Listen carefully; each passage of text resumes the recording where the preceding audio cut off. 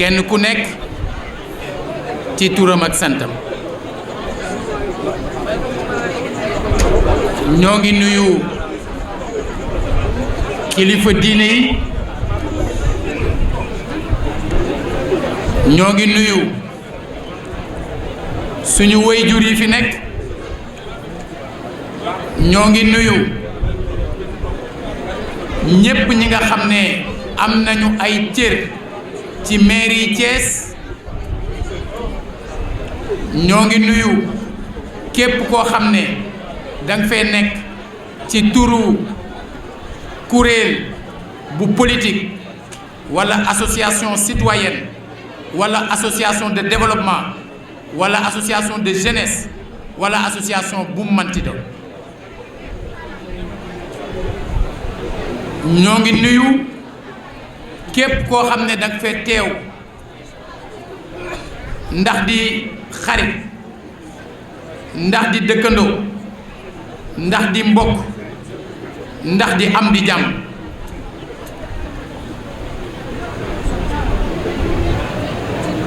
ma évité soigneusement jaar ci ay tur ngir néew na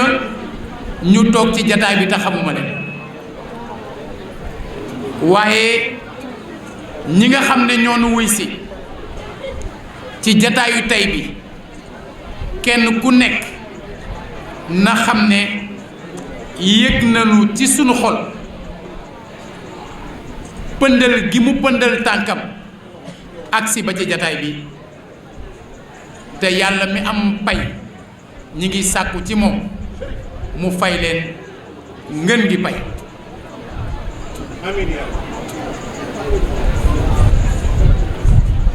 bu ngeen ma mayee lu gàtt ma am loo xam ne dama koy tënkal ñi nga xam ne dañu koy soxla ci wàll woowu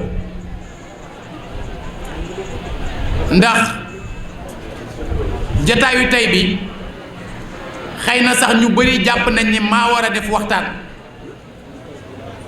waaye nii mu demee la waroon a demee xëy na kay ñàkkoon a am jot ba déglu ñeneen ñu fi nekk ñoo xam ne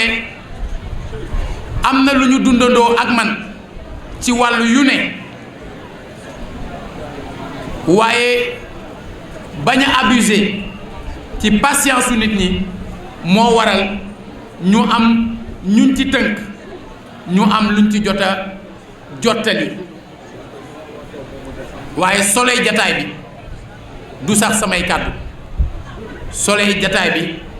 mooy kàddu yi doomu aadama yi nga xam ne ñoo daan bokk ak man ay jataay walla ay bëre walla ay langue walla ay xalaat walla ay jokkoo ñoom ñu war a ñëw fii am luñ ci génne looloo doon soleil jataay kon sunu wàll du nekk di naare sunu wàll du nekk di jaaraat ci ñeent fukki at yoo xam ne ba ma dajee ak Majmout Diop ak tey am na ko donte ñaari at ginnaaw loolu laa dugg ci politique tey du ñu jël di topp étape yi benn par benn dañuy seet étape yooyu am na buum goo xam ne fa mu tàmbalee ba fi ñu toll tey benn buum la bu relier loolu yépp loolu laa bëgg a génne incha allah ma bëgg ko génnee ci français am lu ma ci wax ak yéen ci lu gàtt ci kàllaama bi nga xam ne moom laa nam l'essence en 2 mots l'essence est l'essence d'un engagement. La fin des années 80 a vu arriver sur le terrain de la revendication citoyenne une génération étiquetée et vite catégorisée génération malsaine par une élite qui confondait les premières bourrasques de la tempête à une simple brise marine. C'était il y a 30 ans. Cette génération, marquée au fer rouge par cette appellation non contrôlée, a fini de relever le pari de la jeunesse pour l'alternance en obtenant de hautes luttes et avec beaucoup d'autres acteurs citoyens la bascule par les urnes d'une technocratie inutilement savante, incapable de saisir les mutations de l'époque et d'y inscrire la marche du Sénégal. C'était il y a 20 ans. Cette génération, notre génération, s'est retrouvée ce dimanche 25 février 2018 par devoir de mémoire, non pour faire un inventaire de fin d'exercice, mais célébrer des événements qui, morceaux non choisis d'une vie scolaire ou estudiantine engagée, ont tissé et cimenté entre ces différents acteurs des liens de compagnonnage, d'amitié et de fraternité. Et constater un constat simple sur les différents sens de notre engagement premier à lutter contre le parti-État et à le disloquer, à lutter contre l'homme-État et à le terrasser, à lutter contre le système État, nouvel hydre multiforme qui oblige peut-être à changer de paradigme. Par conséquent, réfléchir. Une réflexion d'étape sur les mutations sociales, technologiques, économiques, culturelles et donc politiques que le monde est en train de connaître et auxquelles le Sénégal n'échappe pas. Une réflexion sur le nouveau sens d'une lutte contre une adversité qui ne porte plus le visage d'un individu ou d'un groupement d'individus. Une métastase qu'il faut savoir comprendre et reconnaître sous toutes ses formes pour espérer la neutraliser. Mais déjà, puisqu'il ne s'agit guère de présenter une thèse sur l'idéologie politique, se rassembler autour de l'essentiel qui n'est en définitive que ce pourquoi nous sommes engagés. Non plus ce contre quoi les luttes contre la faim, la maladie, le chômage, l'insécurité ont fini de démontrer l'inanité d'un combat contre un adversaire inexistant. Un adversaire fantôme qu'on ne saurait disputer aux experts de la politique ou de la faim ou de je ne sais quoi, dont les moyens et les raisons de vivre sont viscéralement liés à la préservation de ces concepts. Pour notre part, c'est simplement retrouver l'essence première de notre engagement en faveur de notre pays, de notre peuple,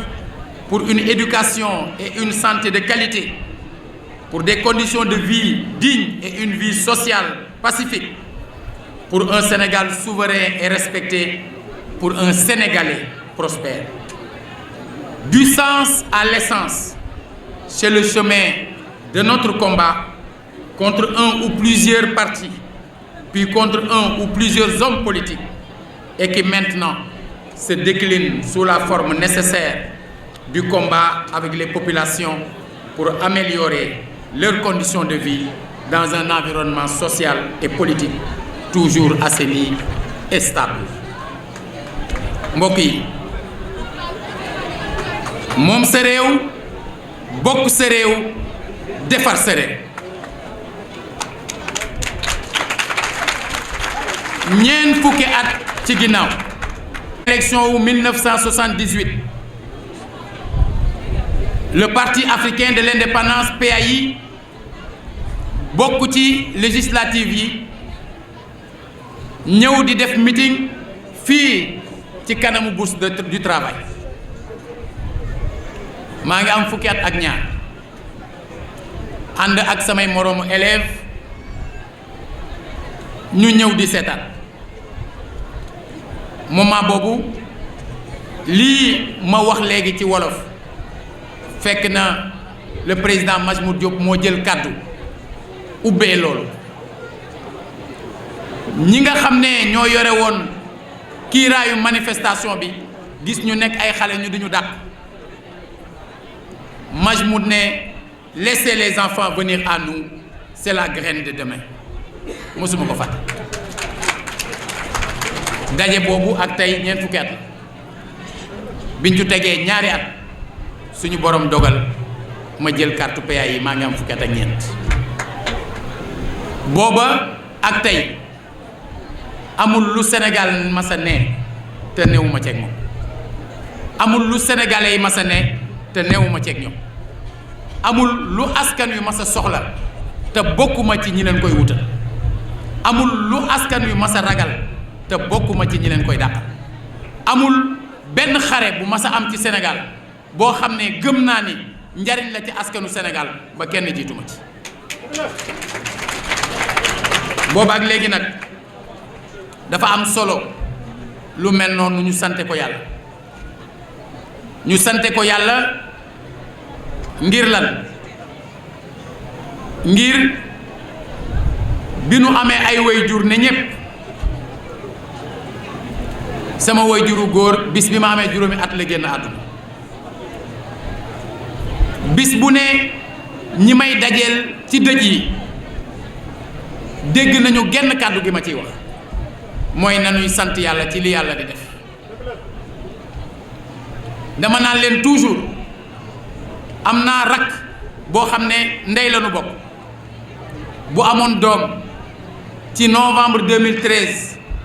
ñu di ko tuddal imam bi ne nañ bokk sant yàlla ci xew-xew bànneex bii mënu defal. ma ne ko imam bu ñuy sant yàlla buñ ko yemale ci xew-xew bànneex nañ ko sant ci lépp lu mu def ndax lii nga tudde xew-xew bànneex mu ne ma ne ko yàlla bu reyul woon sama baay du am ndax awasaar mi am doom sama baay juru ko bu sama baay faatuwul woon awasaar du am kon ngéntal tey li du am. ma ne ko te keroog ba yàlla reyee sama baay sama ndey bégul ay mbokkam béguñu waaye tey yaa ngi leen gis ñoom ñépp a ngi bég te ñi ngi bége ci lu juddoo ca lañ bégul woon ndax yàlla li yàlla xam la nit ñi xamul. kon programme u yàlla bëgg-bëggu yàlla sax laay wax ndax Serigne Cheikh Ahmed Tidiane Sy daana wax ni nit mooy am programme yàlla amul programme li mu bëgg la xam te li mu bëgg mooy am. bu fekkee ne ñun dañoo jiital loolu ndax loolu buñ ko jiitalee moo jiitu suñ ko jiituwul moo jiitu muy yàlla li yàlla namm mooy am ñu doon nag ay doomu aadama mu may ñu kàttanu sabablu boobu moo waral nuy yëngatu moo waral nu seetaani woon meetingu PA yi moo waral nuy jël carte de membre moo waral nuy bokk ci ay association moo waral nuy jéem dara waaye sunu borom noppi na bu dee lii nit ñi di tuddee nguur nag bis bu ne mën leen du nguur cër la yàlla kese moo am nguur moo ci compal doomu aadama liñ lay compal di la ko sédd nag cër la waaye dafa rëy ci doomu aadama ba mu di ko tuddee nguur ndax la mu rëy ci moom loolu ndegam nee na maa koy joxe maa koy nangu neewul maa koy rocc ndax rocc day jël temps maa koy bipp maa koy féq maa koy foqati bu ki ma ni moom laa koy jox moom laa koy jox ki ma ni dinaa ko jële ci moom dinaa ko jële ci moom mais loolu bu jiitoo ci yow amul lenn lu war a jar ngay wax loo gëmul ngay def loo gëmul walla ngay goree kon loolu mooy base engagement bi suñu gëmee ni suñu borom danoo boole ak ay doomu aadama yi mu gën a fonk jël ki nga xam ne moom la gënoon a fonk ba tax mu sàkk doomu aadama yi teg ca ne wala xadd karam naa bani aadama maa teral doomu aadama kon devoiru homme politique mooy jàng ci kooku nga xam ne moom la jëloon teg ko ci kaw devoiru homme politique mooy roy kooku mais devoiru homme politique mooy fexe ba di teral doomu aadama yi nga xam ne yàllaa leen fi teg maanaam politique leneen waru koo tax a jóg lu dul loolu maanaam signification politique au sens étymologique s'occuper de la cité c'est s'occuper des êtres humains qui peuplent la cité kon yaa ngi delluwaat ci war a xadd karam naa bani aadama boobu ak diine boo man ci bokk ndax suñu bokk chrétiens yi dañuy wax ouvrons notre cœur à la grâce infinie donnant tant de bien aux pécheurs. Auprès du Seigneur avec lui sur la route, marchons de tout cœur en chantant. Il sauve, il guérit, puis enlève le doute. Il vit, il est là maintenant. Suivons le chemin qui plus loin nous entraîne au règne de l'éternité. Amen. lu leen wutale servir doomu aadama kon suñu déparé ci servir doomu aadama ne moo war a nekk base action politique lépp lu ñuy def dañ ko war a tënk ci loolu mu tàmbalee fa jëm fa jaare fa mu mel ne nag boobaak léegi lu bëri xew na fi am na loo xam ne bi Mamadou Kane di retracer parcours bi waxtaane na ko ak yéen waaye dafa baax nit ñi comprendre ne dafa amoon jamono ci biir Sénégal waxtaan yeeg débat yépp confrontation la bu ñu amoon ak li ñuy tuddee parti état mu am jamono confrontation yi ñu amoon yépp dañ ko amoon ak lu ñuy tuddee homme état mu am jamono ñu ni il faut que ñu dem ba dépasser la ñu daan tuddee na dem ndax ñun ñii Brin ñoo tolloon ci benn jamono ñu taxawal jeunesse pour l'alternance taxawal Daniel Abdou parce que dans les conditions historiques d'alors alternance loolu la daan signifier ñu doon wax na dem na dem a dem parce que foofu lañ tolloon ndax nous étions confrontés à un parti bu fi defoon ñeent fukki at moo tax ñu doon wax na dem na dem a dem mais bañ ca jógee la ñu commencé di wax ñun ba ñuy xeexuñu woon pour remplacement dañ doon xeex pour le changement loolu moo waral ñuy dem ba mu yàgg ñu ni nañu gëstu woote les rencontres citoyennes pour commencer au-delà de diw ak au-delà de ñii ak au-delà de parti bii ak au-delà de groupe parti yi nañu xalaat ci système bi nekk en vigueur au Sénégal depuis 1960 loolu moo jur rencontre citoyenne loolu moo jur assise nationale bi ñu defee assise nationale am lu ñu tënk fekk na ñu war ko jox une expression politique ñu ni nañu créer kon les conditions politiques pour que loolu ñu tënkoon ci biir assise nationale ñu mën koo jëfe ma ni leen ñun dey am na yoon bu nu jaaroon ba jële fi ñi fi newoon noonu nu xalaate woon situation bi leneen la laaj ndax situation bu njëkk ba mu amee dafa am ñu ca fàqe woon di jiboka ak ñi mu àndal yàlla na yàlla yokk yërmande ci moom ñu boot ko ñu jóge ca Moustapha Niass fàq créer partem ñu jàppale ko ñaari fàq yooyu àndandoo ak mobilisation wu citoyens et patriotes yi loolu moo créer les conditions politiques de l'alternance bu fekkee ne ci wàllu sabablu loolu suñu liggéey la lu ci bëri nag tàmbalee woon fii le 25 février 1988 ne tey am na fanweeri biñ ci jógee kon ñu def assise nationale ba ñu defee assise nationale ba xalaat teg ay conclusions ci domaine politique ci domaine économique domaine institutionnel domaine social yooyu bañ ko defee ba noppi ñu ni teg ci benn charte de bonne gouvernance démocratique ci la ñu jógee man maa dox yàlla dafa dogal ci man la ko jaarale man maa dox li créé Benno Siggil Sénégal ndax booba amoon na ñaari entité muy initiative citoyenne pour la république di ICR regroupé ay parti ak i organisation am Front Siggil Sénégal ñaar yooyu kenn bëggul ànd ak sa morom ma gëm ne avec le mode de scrutin qui était en vigueur ci local yi bu ñu àndulee même bu fekkee ni le parti au pouvoir dafa am 35% du tee 65% yooyu dispersé wu moom mooy gagné ba ma waxee ak ñoom ñu déglu ñaa ce leader këram laa woote la première réunion le mercredi 31 décembre 2008 keroog la ñu créé Benno sur le principe mottali les modalités pratiques le vendredi 2 janvier 2009 la ca xew-xew ci ba ñuy jóg ne ñu ngi dem présidentielle ñu seet quelle formule la ñuy utiliser mais kon su fekkee dem nañu ba deuxième tour war a am dama tëb lu bari bu ñu demee ba deuxième tour war a am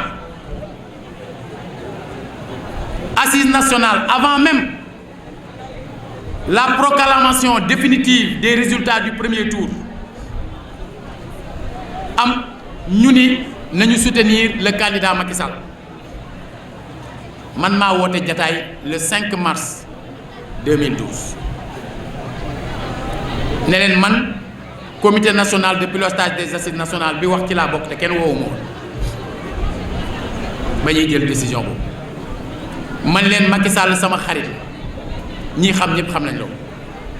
bu ma doon tànn entre moom ak Ablaye Wade moom lay tànn ma ne waaye su ma dee tànn entre Macky Sall ak askan wi lay tànn ma ne te ngir sàmm askan wi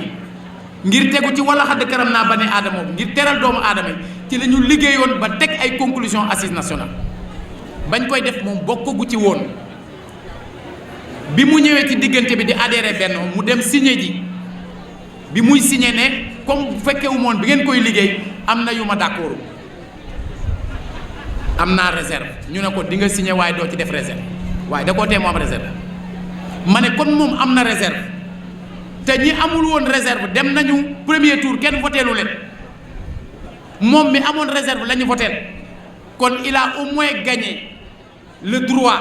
de rediscuter avec les responsables des assises nationales sur les questions essentielles qui lui posaient problème et qui étaient à la base de ces réserves ma ne comme résultat définitif bu premier tour yi kenn proclamé gu leen nañu jël ñett ba ñeenti fan ñu waxtaane loolu moo gën ñu dem ba nekk ci jamonoy liggéey di wëlbatiku waat di delloo en arrière personne ne m'a écouté. J'avais dit à l'époque il nous faut élaborer des stratégies appropriées pour juguler toute tentative de nous trahir comme il en fut de nos rêves au soir de la victoire commune de mars 2000 personne ne m'a écouté yemuñu ci dañ ne ma tëjal sa làmmiñ mënuñu am ku yeesuwaat dañ ci teg ne bu demee rek dina deñ na dem rek bu demee rek dina deñ alors ma jël sama position dàpp sama njàmbur taxaw le président Macky le lendemain à Guédiawaye ne Talla Sylla sama rakk la sama xarit la ku xereñ la na ñëw ñu ànd liggéey est-ce que damaa dem est-ce que damaa dem dama nekk ci leneen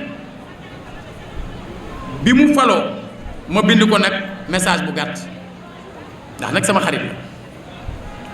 ngir bëgg mu am lu mu bàyyi xel ma ne ko je vous invite à vous méfier des politiciens carriéristes et autres affairistes véreux. Ils sont prompts aujourd'hui à vous passer la bague au doigt en attendant la corde au cou. defe naa ne àgg nañ ci am déet ci jamono boobu ña riiroon ñépp jëm ci moom ne duñu seet dara duñu seetanteel dara sans condition ce sont les mêmes qui aujourd'hui ñooy peuple meeting yi ñoo nekk ci plateau télévision yi ñoo nekk ci micro rajo yi ñoo nekk ci internet bi ñoo créé ay bureau ay officine ay cyber di ci dugal ay nit jox leen ay machine jox leen ay texte di leen wax di leen commenter à longueur de journée di leen saaga à longueur de journée di leen sos à longueur de journée ces mêmes personnes yi nga xam ne ñoo ne woon bu kenn seet bu kenn setantal bu kenn lijjanti ndax lan moo doon réserve bu Macky Sall ces mêmes personnes qui parce que ils voulaient accéder au pouvoir nous avaient interdit de réfléchir nous avaient interdit de protéger le peuple nous avaient interdit de mettre en place des garde-fous ce sont ces mêmes personnes qui nous disent aujourd'hui que parce que ñoom bàyyi nañu Macky il faut que ñun ñu considérer ko comme ki yées ci Sénégal nous ne l'acceptons pas.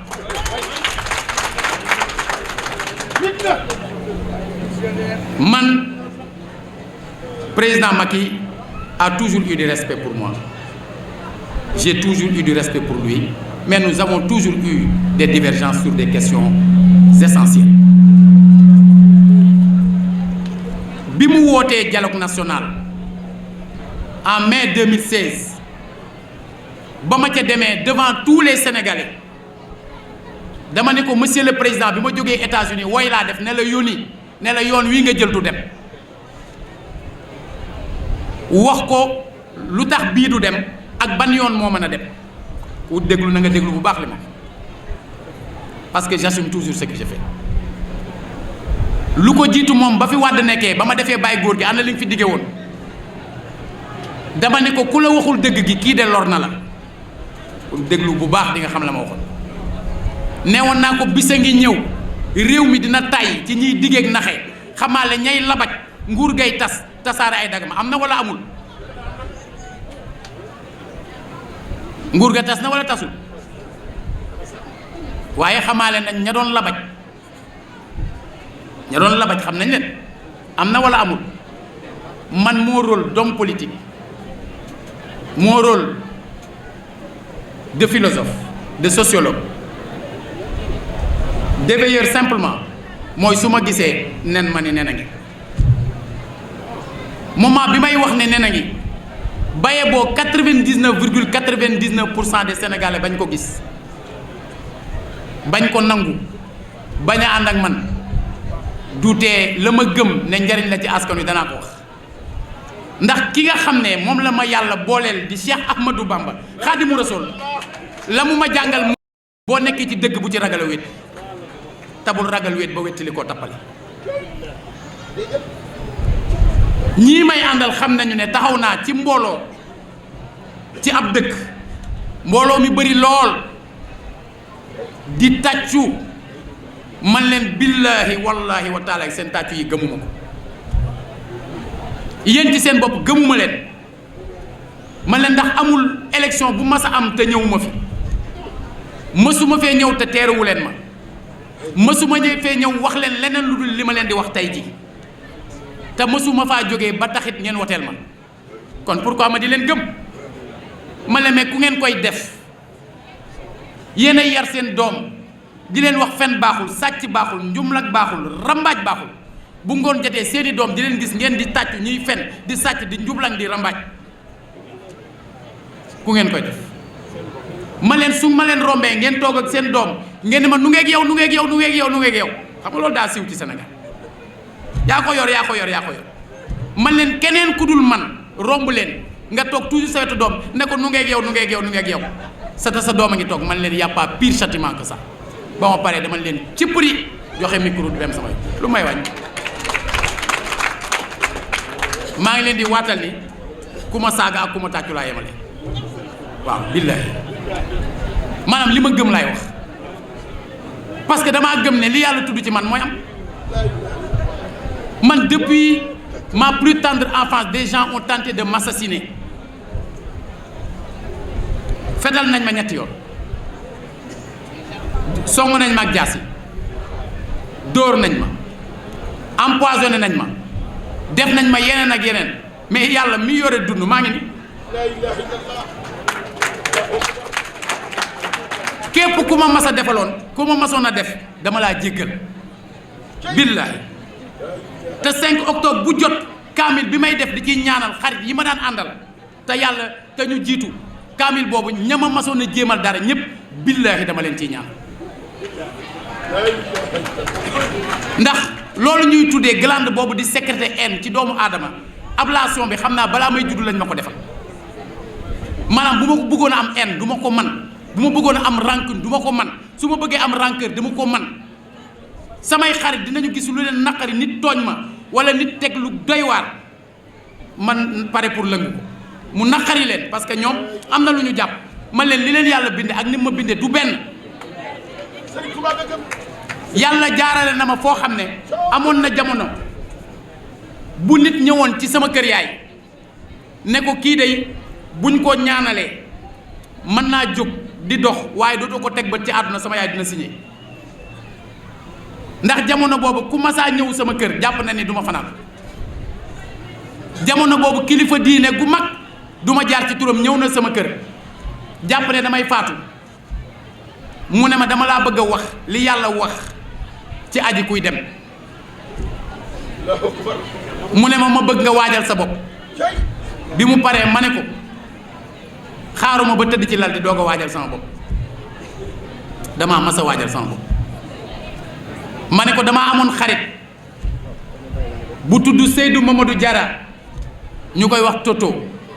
moom itam ci weer wi ba mu tëddee alaaxira ak tey maanaam tey la def ñaar fukki at. ma ne ko kooku amoon na courage boo xam ne ba mu tëddee ci lalu hôpital ak lañ ko fa def parce qu'il a eu un accident le 12 janvier 98 ñu opéré ko le 20 janvier 98.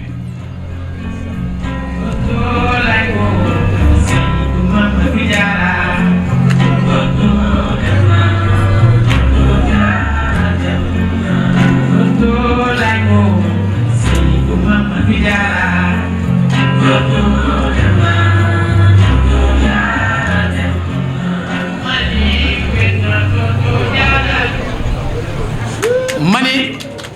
bi ñu ko opéré le 20 janvier 98 mu nekk hôpital ba war a génn le vendredi 6 février 98 ñu toogloo ko ci hôpital bi ne ko na xaar le 9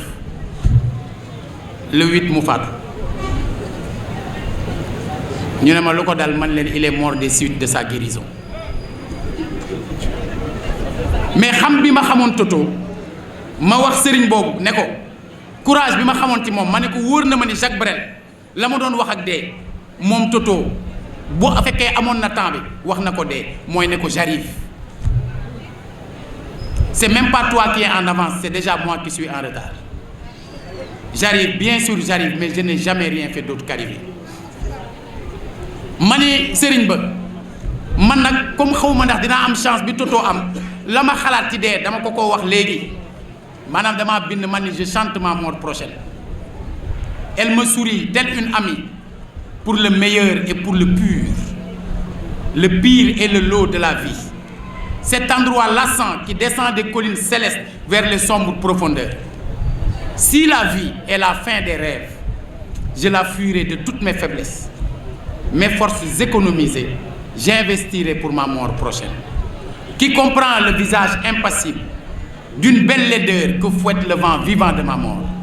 Mort bien aimé de Mortala, tu m'embrasseras jusqu'au sang par une étreinte douloureuse. Ma vie ne vit que pour toi, ô mort. Par une nuit éclatante comme tes dents de croque-mort, libre comme la médaille de la patience, tu frapperas à la porte de l'attente et moi je t'ouvrirai. Et toi tu m'ouvriras. Et nous nous fermerons à cette vie, méprisable par ses vaines quêtes de sens. Je t'arroserai d'un regard vide, toi qui es pleine d'une fidélité divine. Serigne ba yuuxu génn.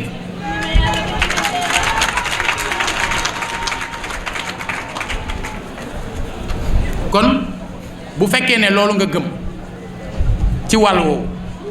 am na lu la mënta yëngal yàlla dama amatul leneen lu ma ko war a laaj man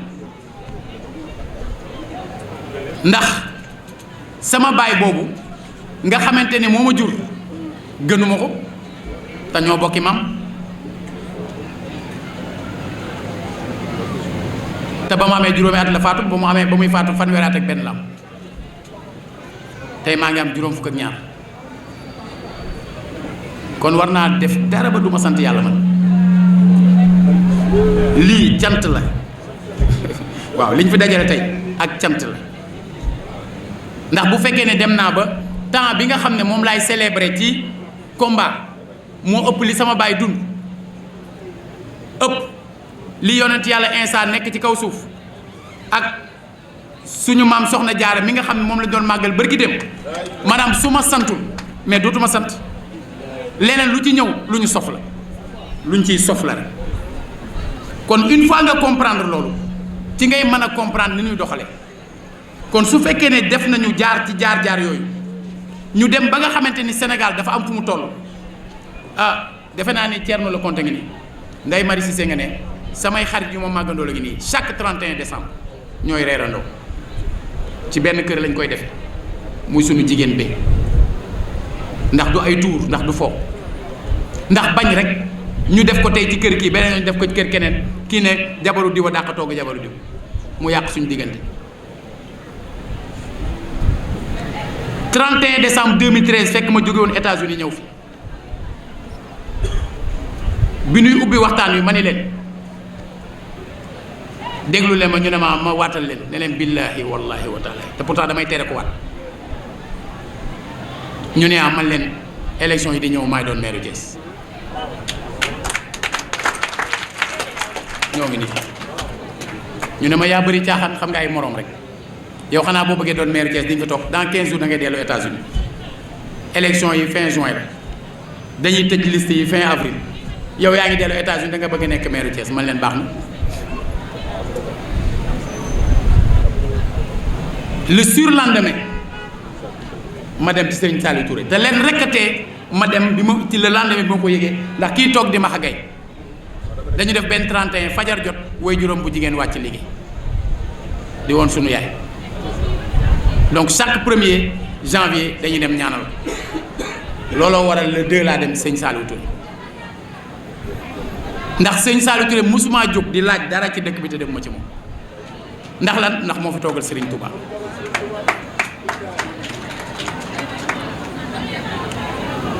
ba ma njëkkee dem ci moom 2002 dafa ne ma li ngay wut de yàllaa koy joxe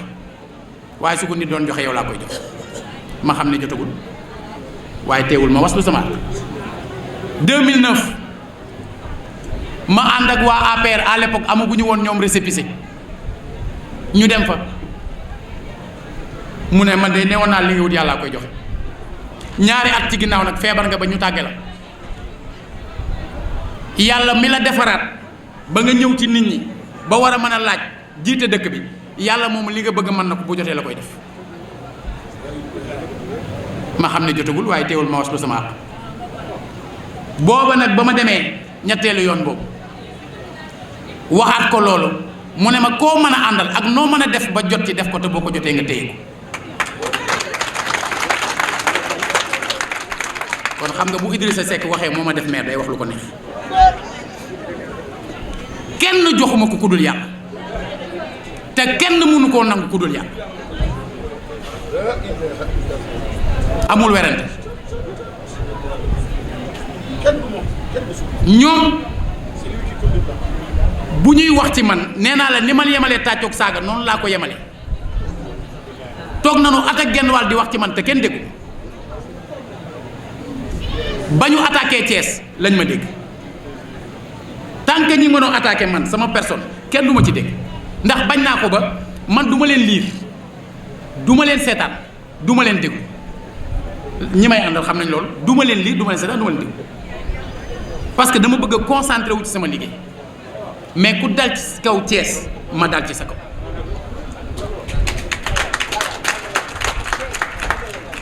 ba ma waxee nag ne yàllaa ma fi teg lañ ma commencé attaqué ma leen merewule ma yàlla ngeen mere te musiba weesuwul mere yàlla musiba weesuwul mere yàlla nit am na droit ne politiquement ci lii laa far nit am na droit ne diw laa faral mais nga respecter aussi ñeneen nit ñu far ci liñ bëgg comment des gens peuvent-ils se donner la liberté dans les années 90 d'être dans le gouvernement de Diouf en 2000 dans le gouvernement de Wade Macky Sall ñëw ñu jël seeni nit bokk ci gouvernement Macky Sall et bëgg a interdire keneen mu am un avis ceux qui ont des raisons de s'opposer à Macky Sall à son gouvernement à son régime am nañu droit démocratique gu def bu ma d'accordul ak ñoom it lu ma man ci ñoom ñu am sañ-sañ ak kàttanu def ko dinaa ci jàpp mais ki nga xam ne moom dafa ne Macky Sall la bëgg a àndal ak raison bu mu mënti joxe am na sañ-sañu def ko man maa ne ba ñu ma doon wax ne da ngaa bokk APR man leen man parti bi ma créé sax bokkutuma ci nga naan bokk APR man leen jour bu ma décidé def dara ci politique man leen midi laa koy def taxaw promenade de Thiessois ne maa ngi dem ku bëgg na ñëw ñu dem ba ma koy wax en plein jour laa ko wax toog ci fauteuil yu maire boo xam ne ñi ëpp ci waa Sénégal xamuñu fauteuil boobu waaye ñoom xam nañ ni foofu laa toog ci bureau boobu ñu doon bañ a dugg bureau boobu nga xam ne ñi gëmul yàlla jàpp nañ ne boo fa nekkee da ngay faatu fa laa toog ne leen démb ak bërki démb Macky Sall xam na li ma d'accordul ak moom waaye li ma d'accordul ak moom du dara comparé ak li nga xam ne moom laay reproché Idrissa Seck maa ngi leen di waatal ni dallu Macky Sall moo gën Idrissa ku mu neex nag bañ koo gëm te am nga droit bañ koo gëm maanaam li ma wax ci moom nit mën na ko wëlbatiku wax ko ci keneen ku ne am nga ci droit mais li ma leen wax man xam naa ko ñeneen xam nañ ko mais am naa sañ-sañ wax dafa am lu xew Amérique am na ñu ci jaar mën naa ci bañ a jaaral am na ñoo xam ne bu ñu gëmoon ne ka fa toog dina fa toog kon du ñu woon seetaan ba mu toog fa danañ jëm lu ñu man ba keroog yàlla di leen forcer bañ lu mel noonu wala lu ko yées am fi moo tax ma ni damaa façon yéenee nekk candidat mais bi ma jàngatee situation politique gu Sénégal ak fi mu toll te ma xam ne ñu bëri xamuñu loolu ñu tuddee chantier de Thiès ba muy am ñi am 18 ans tey 4 ans la ñu amoon fekke wu ñu xamuñu ba ñuy xeex fii ñun 88 ba muy xew fii ñuy xeex pour défendre le droit de réunion alors que nous étions des membres du PAI ànd ak ñu waa PIT ànd ak ñu ak waa AJ ànd ak ñu bokkul fenn ànd ak les élèves ànd ak les étudiants c'était pour défendre le droit de réunion ba ñu koy def mais ñu bëri juddoo ko ñu woon kon ñu bëri lu bëri xamuñu ko tey ñu bëri bu ngeen seetloo yéen ñi nga xam ne yéen a ngi yëngu ci wàllu média c'est-à-dire vous voyez une génération spontanée surgir d'on ne sait où qui a le droit de revendiquer qui a le droit de critiquer qui a le droit di jàngat situation yi xew ci Sénégal di wax ses aspirations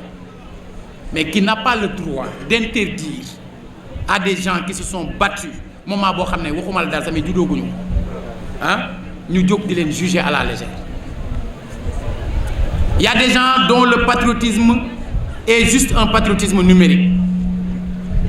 C'est un courage digital. Ils se cachent derrière des claviers, derrière des pseudonymes pour di saaga ak di wax. ñun ba ñuy xeex téléphone amul rajo yi amul télévision yi amul internet amul mouvement de droits de l'homme yu ci bëri amuñu woon te on coordonnait des activités sur le plan national. nit ki bu fekkee ne yow da ngaa fekkewul woon lu bëri lu xew da ngay laaj ñi fekke ñu wax la nu mu demee nga jàng ci ndax àdduna nit day jàng. damaa fekkee Majmout Diop ñun ñu nekkoon des jeunes militants mu am ñenn ñu ñëw di dal ci Bara Goudiaby defe naa ni Sadibou Sow xam ne li may wax.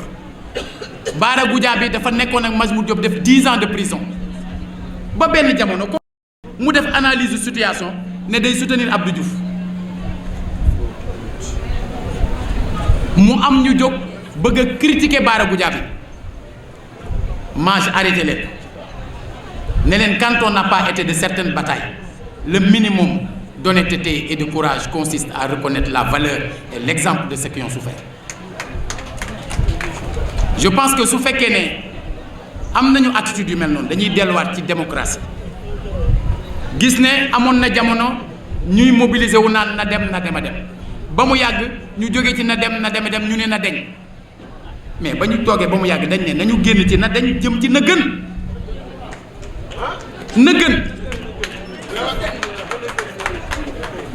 président Macky Sall bi muy wut dafa ni yoonu yokkute jamono boobu ma ni leen war leen woon wax yoonu yokkute yoonu yokku ngeen waroon wax waaye pendant fi ñu toll nii que mandat bu njëkk bi daanaka jeex na nekkoon ci yoonu yokku léegi la prochaine étape c'est yokku ba yëg loolu nag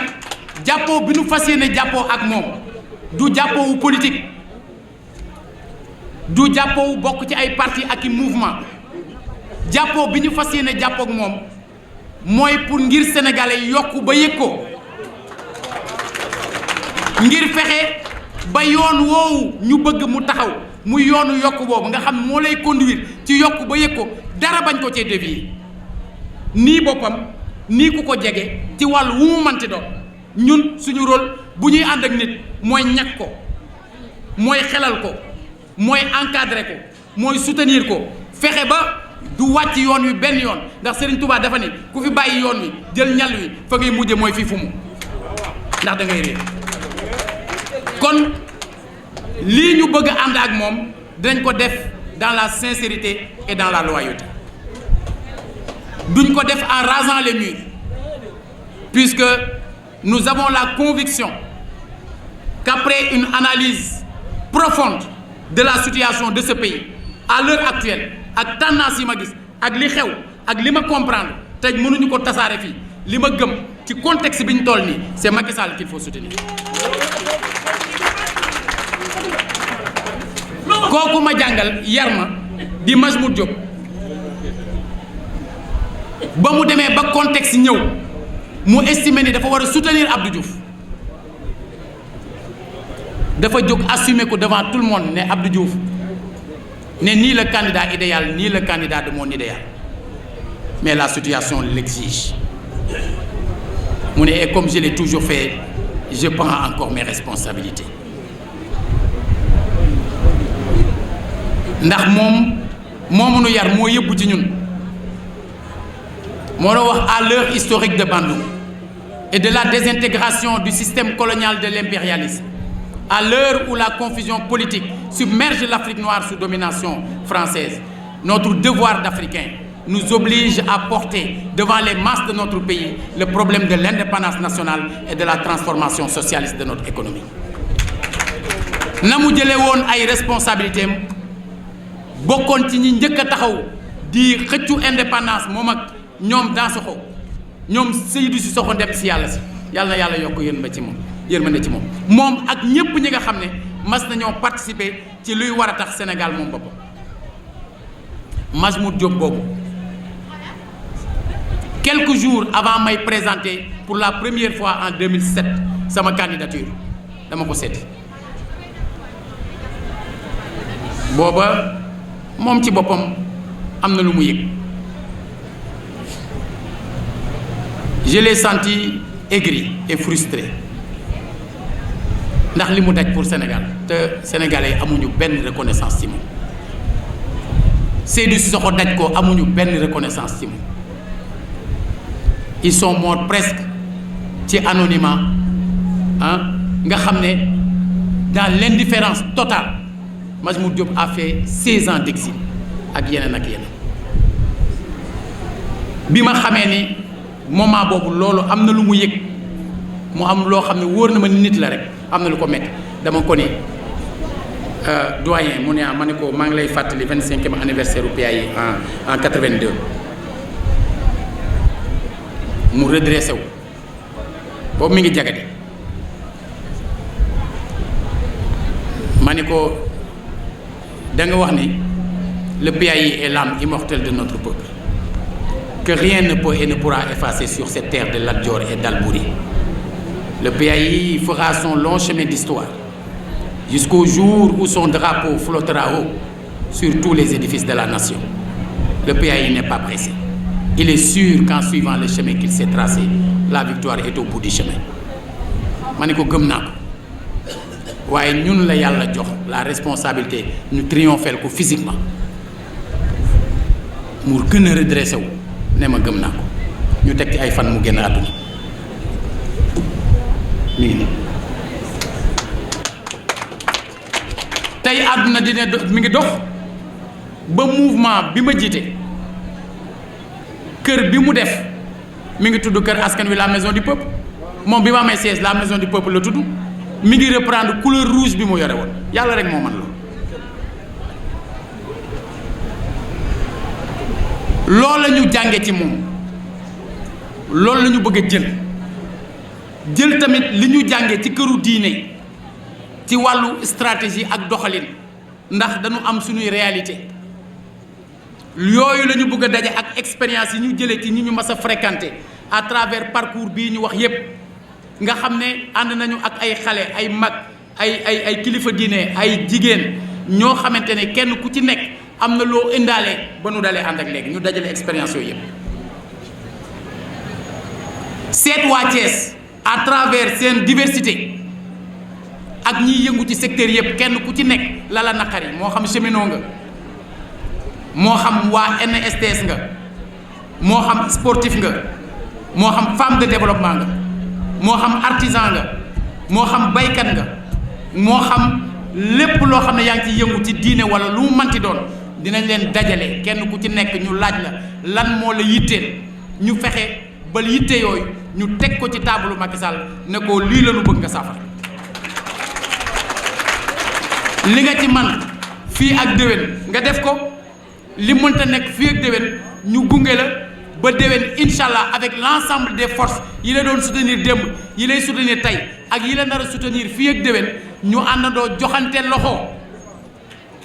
def ce qu'il faut pour que boo toogee ñu ñàkk la